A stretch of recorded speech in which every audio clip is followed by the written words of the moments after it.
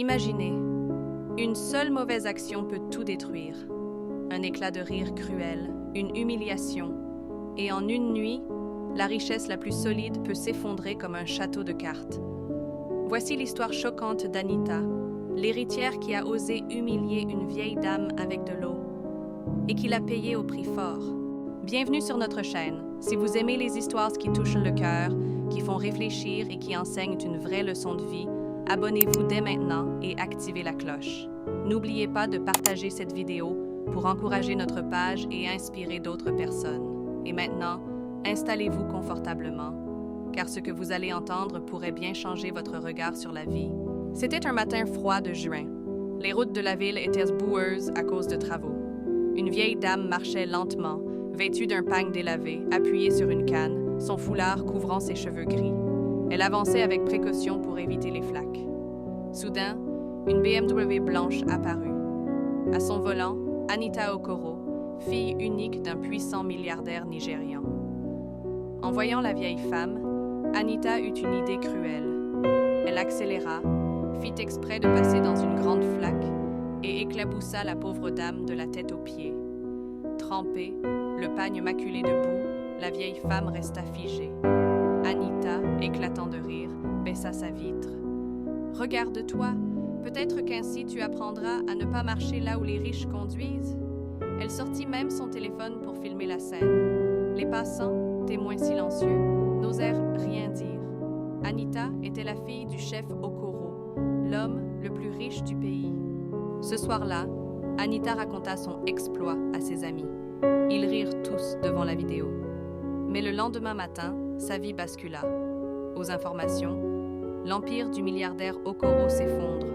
Fraude massive, fortune disparue. Anita trembla. Son père, en ligne depuis Londres, confirma. Tout est parti. Les banques saisissent la maison. Pars vite. En quelques heures, Anita fut expulsée de son immense manoir. Ses amis refusèrent de l'aider. Elle, l'héritière arrogante, se retrouva à dormir dans la rue, sans argent, sans nourriture.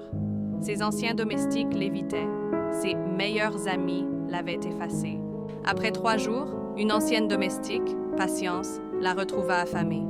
Elle lui acheta à manger, mais l'avertit. « Il y a quelque chose de plus. Ce n'est pas normal que tout disparaisse ainsi. As-tu offensé quelqu'un ?»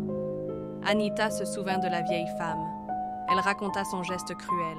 Patience l'emmena voir Baba, un vieux voyant. Celui-ci fixa Anita longuement. « Tu as été maudite. Tu as humilié une femme protégée par les esprits.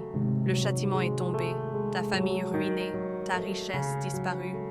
La seule façon de briser la malédiction, c'est d'obtenir son pardon. » Anita partit à sa recherche.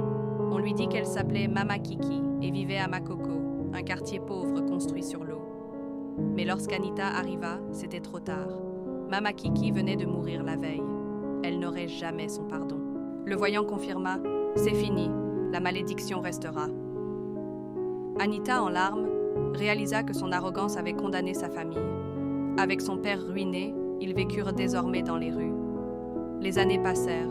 Ceux qui les saluaient autrefois les ignoraient. Anita découvrit la faim, le mépris, le froid. Elle repensa chaque nuit aux yeux tristes de Mama Kiki, ce jour où elle l'avait éclaboussée. L'argent ne rend pas meilleur. La façon dont nous traitons les plus faibles, voilà ce qui définit notre véritable valeur. Ne méprisez jamais personne, car la roue tourne toujours. La cruauté revient tôt ou tard à celui qui l'a semée. Alors souvenez-vous, même un geste anodin, comme une éclaboussure d'eau, peut briser une vie ou la vôtre.